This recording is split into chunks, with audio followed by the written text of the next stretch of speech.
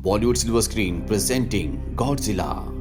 वक्त सन 1954, जहां पर मोनार्क साइंस ऑर्गेनाइजेशन जो धरती पर ऐसे क्रिएचर्स को कंट्रोल करती है जिससे हमारी धरती को, इंसानियत को खतरा है। यहाँ पर ये एक बहुत बड़े जीव का पीछा कर रहे होते हैं जिसका नाम है गॉडजिला। ये उस पर एटम बॉम्ब से हमला करते हैं लेकिन उसकी डेड बॉडी कभी नहीं मिली। वक्त आता है सन 1999 का, जहां पर डॉक्टर सिरिजावा और उनकी असिस्टेंट विवियन एक साइट पर जाती है जहां पर बहुत सारे वर्कर काम कर रहे होते हैं। यहाँ इन्हें एक ऐसी जगह पर ले जाया जाता है जो पूरी तरह से अपने आप ही धंस गई थी, और जब ये उसके अंदर जाते हैं तो ये देखते हैं कि वो एक बहुत बड़े जीव का कंकाल है। इतना बड़ा जीव कभी किसी ने नहीं देखा। यहाँ पर इस जीव के दो क्रिस्टल्स भी मिलते हैं, एक तरह के अंडे जिनके अंदर जीव जिंदा होते हैं, पर एक क्रिस्टल्स कहीं चला गया होता है जबकि दूसरा क्रिस्टल्स पूरी तरह से डेड होता है। वहीं दूसरी तरफ जापान के जंजीरा न्यूक्लियर पावर प्लांट को दिखाया जाता है, जहां पर जो को बताया जाता है कि इन्हें बहुत अजीब अजीब सी कंपन धरती के नीचे से मिल रही है। जो यहाँ पर इंजीनियर है और सुपरवाइजर भी, वो अपनी पत्नी सैंड्रा को टेक्नीशियंस की एक टीम के साथ टनल्स के अंदर रिएक्टर के पास भेजता है। ये सब के सब अंदर चले जाते हैं और तभी इन्हें बहुत अजीब सी हलचल होना शुरू हो जाती है। इनकी तरफ कोई बहुत तेजी से बढ़ रहा होता है, पूरी की पूरी टनल नीचे गिर रही होती है। जो का कॉलिग बताता है कि रेडिएशन बहुत तेजी से फैल रहा है, हमें जल्द से जल्द दरवाजा बंद करना होगा। अगर रेडिएशन बाहर आ गया तो पूरा का पूरा शहर तबाह हो जाएगा। जो अपनी पत्नी सैंड्रा को कॉल करता है। सैंड्रा कहती है कि हम वापस लौट नहीं पाएंगे, और अब जो को ना चाहते हुए भी दरवाजा बंद करना पड़ता है। वो अपनी पत्नी को आखिरी बार देखता है और इसके बाद ये पूरा का पूरा प्लांट जमीन में धंस जाता है। जो अपनी पत्नी की मौत से पूरी तरह से टूट जाता है। 15 साल बीत जाते हैं और जो का बेटा फोर्ड अब बड़ा हो चुका है, जो कि यूएस नेवी में ईओडी ऑफिसर है, यानी कि वो मिसाइल्स को डिफ्यूज करने का काम करता है। वो छुट्टियों में वापस अपने घर सैन फ्रांसिस्को आया, जहाँ पर खुद का उसका अपना परिवार है। उसकी पत्नी एल जो कि हॉस्पिटल में नर्स है, साथ ही उसका 5 साल का बेटा सैम। अब एक दिन इन्हें जापान से कॉल आता और बताया जाता है कि फोर्ड के पिता जो को यहाँ पर गिरफ्तार कर लिया गया है क्योंकि वो जंजीरा न्यूक्लियर पावर जोन में जाने की कोशिश कर रहे थे, जो कि पूरी तरह से क्वारंटीन है, वहां पर कोई नहीं जा सकता।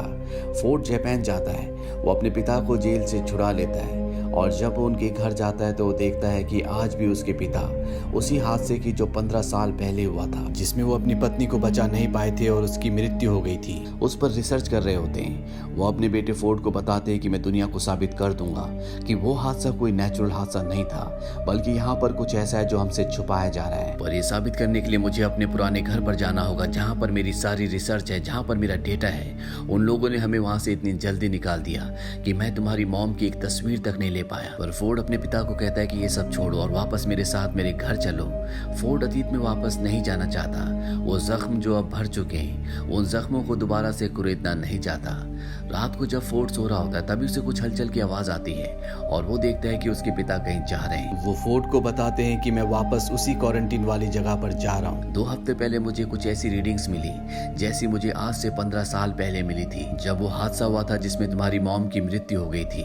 मुझे पूरा विश्वास है कि वहाँ पर कुछ छुपाया जा रहा है, और 15 साल पहले जो चीज एक्टिवेट थी वो दोबारा से एक्टिवेट हो गई। यहाँ पर फोर्ड भी अपने पिता के साथ उस जगह पर चला जाता है। ये पूरी तरह से एक बंजर जगह होती है जो 15 साल पहले छोड़ दी गई थी। जो यहाँ पर कुछ डॉग्स को देखता है, जिन्हें देखने के बाद वो अपने मास्क को उतार देता है क्योंकि वो समझ जाता है कि इस जगह पर रेडिएशन नहीं है, जैसा कि पूरी दुनिया को बताया गया है। इसके बाद जो और उसका बेटा फोर्ड अपने पुराने घर पर जाते हैं, जहाँ पर जो को अपना सारा रिसर्च वर्क और साथ ही साथ अपनी पत्नी की फोटो भी मिल जाती है। तभी इन्हें हेलीकॉप्टर की आवाज आती है, और जब ये बाहर जाते हैं तो ये देखते हैं कि वो न्यूक्लियर पावर प्लांट जो 15 साल पहले जमीन में धंस गया था उसे दोबारा बनाया जा रहा है। इससे पहले कि इन्हें कुछ समझ आता, यहाँ पर कुछ जापानीज सोल्जर आते हैं और इन्हें पकड़कर उसी पावर प्लांट में ले जाते हैं, जहाँ पर डॉक्टर सिरिजावा होते हैं। डॉक्टर सिरिजावा वही हैं जिन्हें सन 1999 में 2 क्रिस्टल्स यानी कि 2 अंडे मिले थे, जिसमें से एक क्रिस्टल्स कहीं गायब हो गया था, जबकि दूसरा क्रिस्टल्स वहीं था लेकिन वो पूरी तरह से निष्क्रिय यानी कि डेड था। जो उन्हें कहता है कि 15 साल पहले मैं यहाँ पर इंजीनियर था, यहाँ मैंने अपनी पत्नी को खोया है और मुझे जानने का पूरा हक शक है कि यहाँ पर क्या हो रहा है। तभी यहाँ पर उसी तरह की हलचल होना शुरू हो जाती है जैसे आज से 15 साल पहले हुआ करती थी। जो कहता है कि ये इलेक्ट्रोमैग्नेटिक पल्स है और ये रिएक्टर में खराब होने के कारण नहीं हो रही जैसा कि हमें लगा था। इसका कारण कुछ और है जो पूरी मानव जाति को खतरे में डाल सकती है। और अगले पल इन्हें उन 2 क्रिस्टल्स में से एक क्रिस्टल जो सन 1999 में कहीं गायब हो गया था वो यहाँ मिलता है। दरअसल वो यहाँ पर छुपा हुआ था। यहाँ पर जो न्यूक्लियर रिएक्टर्स होते हैं वो उनसे एनर्जी ले रहा था और वही यहाँ पर इलेक्ट्रोमैग्नेटिक पल्स को जनरेट कर रहा था। यहाँ पर जो न्यूक्लियर रिएक्टर्स होते हैं उसका सारा रेडिएशन वो एब्जॉर्ब कर चुका होता है और अब उस रेडिएशन को वो एनर्जी में कन्वर्ट कर रहा होता है। डॉक्टर सेरिजावा समझ जाते हैं, इसीलिए वो उस क्रिस्टल्स यानी कि अंडे को पूरी तरह से खत्म करने का ऑर्डर देते हैं। उसके ऊपर इलेक्ट्रिक फायर की जाती है जिससे कुछ देर के लिए उस क्रिस्टल्स के अंदर कोई भी हलचल नहीं होती, पर बहुत जल्दी उसके अंदर से एक जायंट क्रिएचर जिसके पंख भी होते हैं वो बाहर निकलता है। इसे म्यूटो कहा जाता है। म्यूटो यहाँ पर चारों तरफ तबाही मचाना शुरू कर देता है। वो कई लोगों को मार देता है, साथ ही जो को जख्मी करके वो यहाँ से निकल जाता है। पूरी दुनिया को ये बताया जाता है कि यहाँ पर भूकंप आया था, पर अब यहाँ पर यूएस आर्मी आ जाती है जो अपने साथ जो को, उसके बेटे फोर्ड को और सेरिजावा को ले जाती है। जो बहुत ज्यादा जख्मी होता है इसीलिए उसकी मृत्यु हो जाती है और अब फोर्ड और बाकी सबको एहसास होता है कि जो भी कह रहा था वो बिल्कुल सही कह रहा था। अब ये तीनों के तीनों यूएस आर्मी के एक बहुत बड़े शिप में पहुंच जाते हैं जहां पर सेरिजावा और उसकी असिस्टेंट विवियन फोर्ड को बताती है कि 1954 में जब पहली बार सबमरीन पानी की गहराइयों में गई तो वहां पर उन्होंने एक जीव को जगा दिया और वो जीव था गॉडजिला। 1950 में जो परमाणु परीक्षण हुए थे वो कोई परमाणु परीक्षण नहीं थे बल्कि गॉडजिला को मारने की कोशिश थी। ये जीव लाखों साल पुराना है, डायनासोर युग का। उस वक्त में हमारी धरती का रेडिएशन बहुत ज्यादा था, पर जैसे धरती का रेडिएशन कम हुआ इन्होंने पानी में रहना सीख लिया और धरती के कोर से रेडिएशन को एब्जॉर्ब करते रहे। इसीलिए मोनार्क ऑर्गेनाइजेशन का गठन किया गया ताकि धरती पर इस तरह के जितने भी जीव हैं उन्हें समझा जा सके और जो धरती के लिए खतरा है उन्हें खत्म किया जा सके। फोर्ड इन्हें बताता है कि मेरे पिता कहते थे कि यहाँ पर कुछ है जो दूर किसी से संपर्क करने की कोशिश कर रहा है। सेरिजावा समझ जाते हैं कि हो ना हो म्यूटो गॉडजिला से संपर्क करने की कोशिश कर रहा था जो समंदर की गहराइयों में है।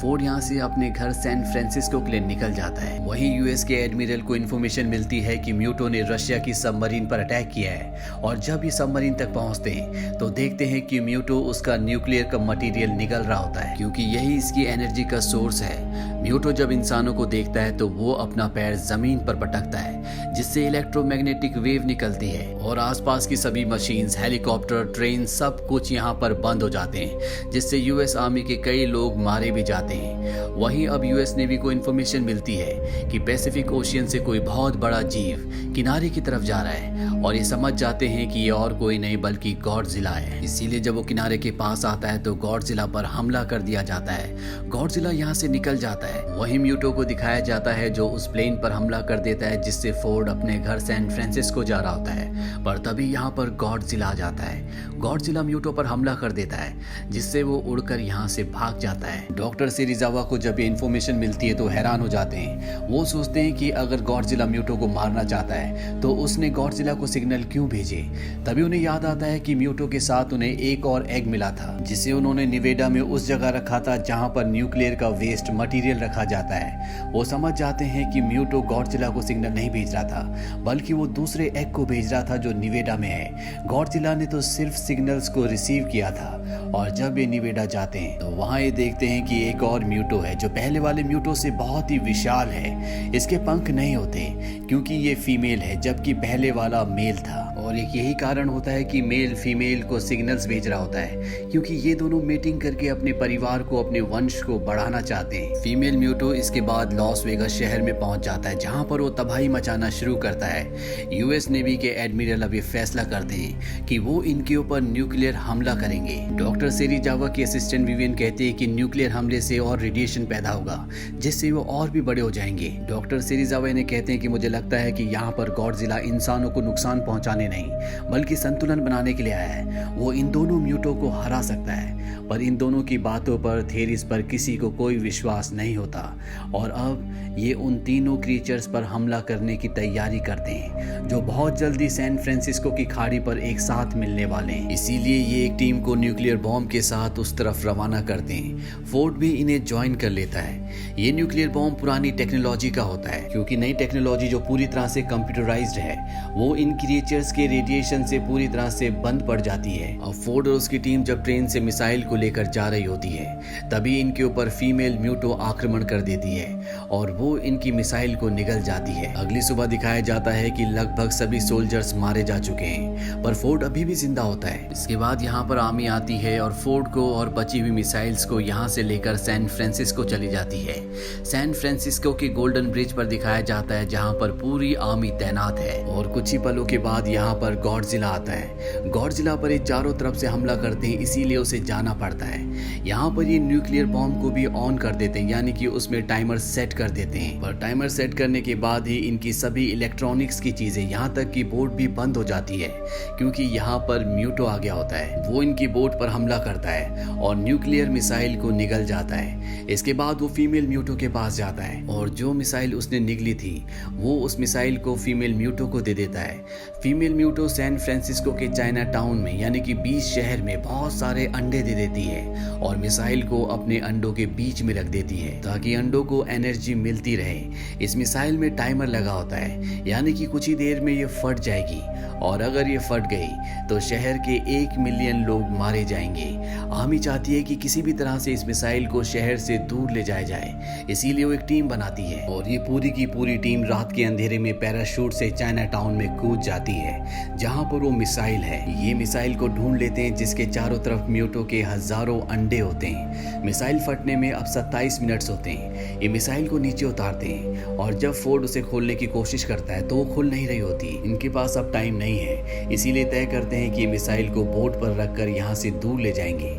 यहाँ पर अब गॉडजिला भी आ जाता है और वो फीमेल म्यूटो से लड़ना शुरू कर देता है, पर जल्दी यहाँ पर मेल म्यूटो भी आ जाता है। वो दोनों के दोनों गॉडजिला पर हमला कर देते हैं। इन तीनों के बीच में घमासान लड़ाई शुरू हो जाती है। वहीं नीचे दिखाया जाता है कि फोर्ड यहाँ से निकलने से पहले देखता है कि यहाँ पर पेट्रोल की पाइपलाइन है, वो उसे तोड़ देता है, जिससे यहाँ पर एक बहुत बड़ा धमाका होता है। म्यूटो के जितने भी अंडे होते हैं वो सब के सब बर्बाद हो जाते हैं। ये देखकर फीमेल म्यूटो गुस्से से पागल हो जाती है। वो अपने घोंसले की तरफ आती है जहाँ वो देखती है कि उसके सारे अंडे अब पूरी तरह से तबाह हो चुके हैं। यहाँ पर वो फोर्ड को देख लेती है और जैसे वो उसे मारने वाली होती है यहाँ पर गॉडजिला आ जाता है। वो अपने मुंह के अंदर से एटॉमिक रेज निकालता है जिससे वो फीमेल म्यूटो को बुरी तरह से जख्मी कर देता है। अब यहाँ पर मेल म्यूटो भी गॉडजिला के ऊपर हमला करता है, लेकिन गॉडजिला उसे अपनी पूंछ के प्रहार से मार देता है। वहीं सोल्जर्स जो मिसाइल को बोट से समंदर के बीचों बीच ले जाना चाहते हैं, उनके पीछे फीमेल म्यूटो आ जाती है।